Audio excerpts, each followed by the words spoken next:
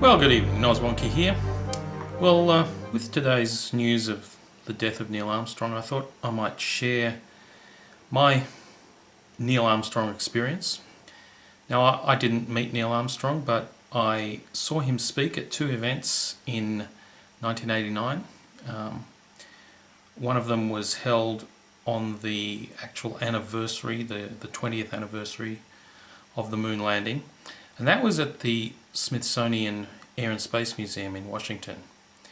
And I was on a sort of a space-related tour of the US, travelling around. I went to the Kennedy Space Center and Huntsville, Alabama, where they make rockets, or used to make rockets, and Washington, DC. And it was sort of a bit of a coincidence that I was there at the time that this event was held. I didn't know about it in advance, but I heard about it and I went over there on the day, on the morning of the 20th, which was the actual anniversary, and they had all these chairs set up outside the Air and Space Museum in front of the steps. And so I thought, oh, I'll get a front row seat. So I sat in the front row and waited for the event to start. And after a while, a security guard came along and told me I had to leave. He said, "This event is only for invited guests." And well, I didn't know it at the time, but it turned out that the president was going to be there as well. That was President Bush Sr. and also the Vice President, Dan Quayle. But anyways, the security guard told me to go back, way back, into the mall, about, I don't know, 100 meters back. So all members of the public had to be behind a barrier, and the invited guests arrived, and they all had to go through metal detectors. Yeah, and obviously because the president was going to be there, I guess the security was pretty strict.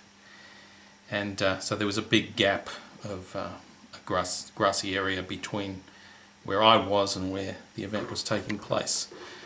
And in that gap they had vehicles with guys on them with rifles, snipers, scanning the crowd with binoculars. Yeah, so the security was pretty tight. Anyway, so they had the president, the vice president, and the three members of the Apollo 11 crew all giving speeches. Now, I didn't have a video camera at that time, but I found a video of it on YouTube today, actually, when I looked for it. So I'll put a link to that below. But I did take a picture, and you can see from this picture, which I'll put up now, that this was basically my view, and I think I took this picture while President Bush was speaking, and I think he's in the picture somewhere, but the view is pretty much blocked by all the cameras and all the journalists with cameras and so on. And in that speech, President Bush basically, well, the thing I remember about it is that he said, let's go to Mars, let's send men to Mars within 50 years, he said. I think he was trying to sort of emulate Kennedy's speech in 1961 when he said, let's go to the moon, and NASA basically did it. Whereas when Bush said, let's go to Mars, nothing much happened, really. I guess it could still happen within the 50 years. There's still time. So that was that event on the day of the anniversary. I didn't really see much because I was so far back, as you can see from that picture. But a few days before that, on the 15th of July, I was in Huntsville, Alabama, and I was there because that's where they used to make the rockets, or design the rockets, or whatever. And they have a rocket museum there. So I went to that, and I found out that there was going to be an event there one evening, the evening of the 15th, where the Apollo 11 astronauts would be attending. And so I bought a ticket and I went there on the evening, and they held the event in an outdoor area which was, well, they call it a rocket park, where they have lots of rockets. Some of them are real, I think, and some are just models. And it also has had a full-scale model of the lunar module on a mock lunar landscape. And the publicity about the event said that there was going to be a reenactment of the first steps on the moon. And the way it was worded, it sort of gave the impression that Armstrong and Aldrin were actually going to put on spacesuits and climb down the ladder of this lunar module and reenact the first steps on the moon. I thought that was a bit strange because, you know, they were almost 60 at the time. And I thought, this sounds weird. But as it turned out, the reenactment was done by other people. And the Apollo 11 astronauts just made speeches.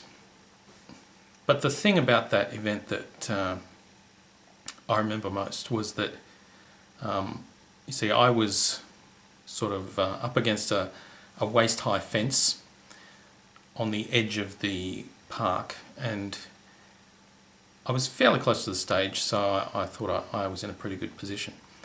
But we were just waiting for things to start, and the guy next to me sort of nudged me and said, "Look over there." And I looked over beyond the fence. As I said, we were up against a waist-high fence. And maybe 10 metres beyond the fence, I could see Neil Armstrong, Buzz Aldrin and Mike Collins, the three Apollo 11 crew, just standing there, chatting. As I said, just 10 metres away. And they were just waiting to go on and make their speeches. So, so I did get to see all of them close up. When the three Apollo 11 astronauts made their speeches, they were up on a high platform, and I took this picture. As you can see, Neil Armstrong's in the middle, Buzz Aldrin on the left, and Mike Collins on the right. It's not a very good picture, but it's my picture. Actually, earlier that day, I had met Buzz Aldrin.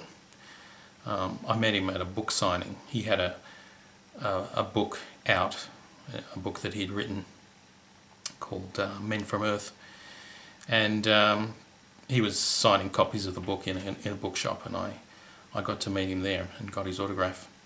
I'd show it to you, but I don't have it with me. It's still in our Sydney house. And this is a picture of Buzz Aldrin signing copies of his book. I didn't actually get to meet Neil Armstrong, unfortunately, but at least I got to see him close up. And he made a speech that night. Of course, I have no memory of what he said. It was just exciting to be in his presence. The sad thing for me about Neil Armstrong's death really is that it's a reminder that in a few years there will be no one alive who has walked on the moon. Of the 12 guys who walked on the moon, only 8 are still alive, and obviously they're all pretty old, and it doesn't look like we'll be going to the moon anytime soon. So in a few years there'll be no one alive who's even been higher than Earth orbit, let alone walked on the moon.